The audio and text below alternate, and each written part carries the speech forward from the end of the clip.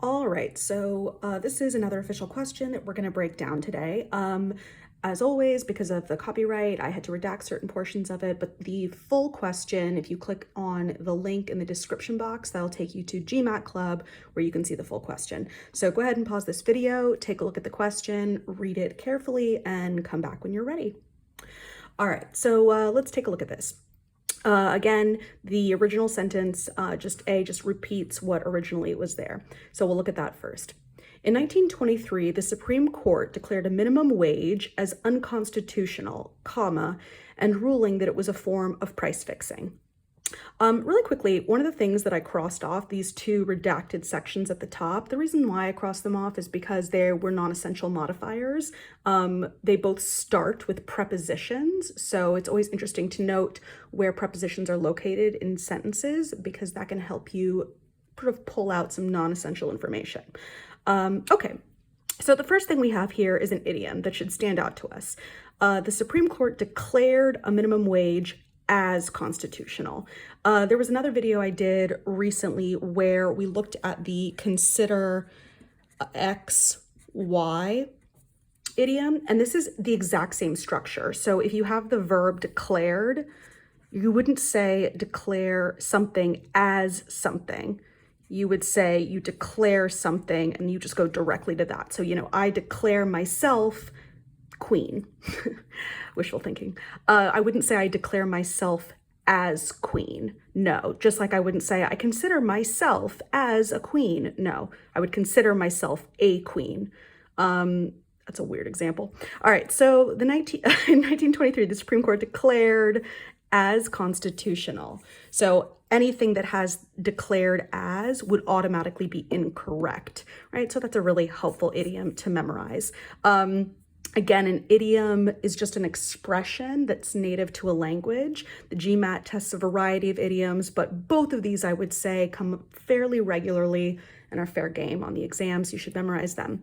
All right, declared as. So let's take a look what we can cross off. Here's, we got the as there, declared as unconstitutional in B, declared unconstitutional, we can keep C, declared unconstitutional, we can keep D, declared as unconstitutional, nope. So just that one idiom, if you had that down, that would get rid of A, B, and E, which is pretty darn nice. All right, let's take a look at C and E. Even if you didn't see the idiom though, you probably will be able to get the right answer. Let's look at the other back half of the sentence and what it's testing. So I harp on this all the time. The word and is so important in GMAT sentence correction. And always sets up an expectation for parallelism. So here we have a comma, we have the word and then we have ruling. So here, and ruling, that is a verb. So we're going to look for a verb earlier in the sentence that it can be parallel with. So, and ruling, this ends in ing. So ideally, it would be a verb that also ends in ing. Or, in certain circumstances, it doesn't have to be the exact same form, but it has to be, so for example, you could have two present tense verbs that are slightly different. One of them could say, she is swimming, and the other one could say like she swims, and they're both present tense, so they could be considered parallel. But in this instance, it's not parallel because we have past tense verb here, right? This is happening in 1923, so they use the simple past tense declared. So in 1923, the Supreme Court ruling, well, no, that doesn't make sense. So not only is it grammatically incorrect, but declared and ruling, these are not parallel verbs. So even if you couldn't really see the declare XY idiom, you could probably get it just based on the parallelism. At least that would tell you that A is incorrect. Same thing with B, right? Declared and ruling, no. And then the E, declared, again, declared and ruling, no. So if we look at C and D here, let's look at what is different. Certainly the subject of the sentence is different. So in C, the subject of the sentence is the Supreme Court. The Supreme Court is the doer of the action of declared. In D, the subject is a minimum wage. A minimum wage was declared by the Supreme Court. This is called passive voice. So passive voice, I want to be very clear on this. Passive voice is not automatically incorrect on the GMAT. Passive voice is what I would call a style error. So the way that I sort of rank errors on the GMAT is I sort of put them into 3 groups. So the first is grammar.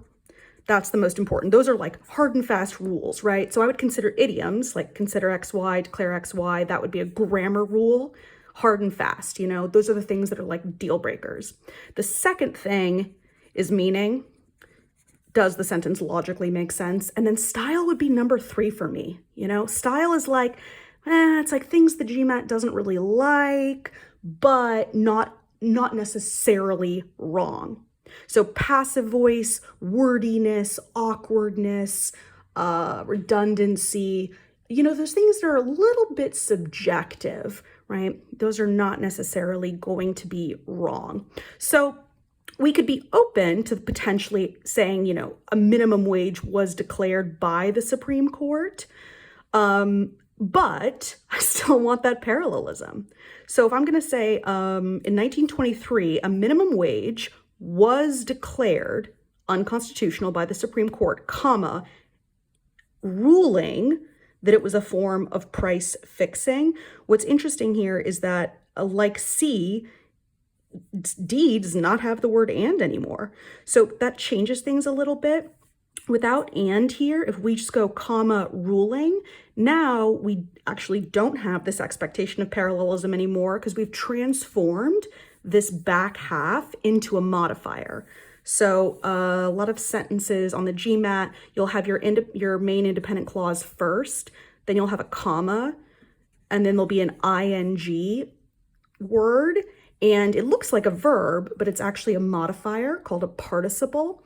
And it's basically just adding description. It's modifying or describing that independent clause.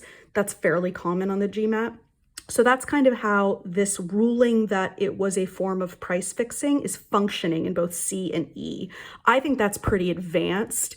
A lot of students will miss the fact that and goes away in those 2 answer choices.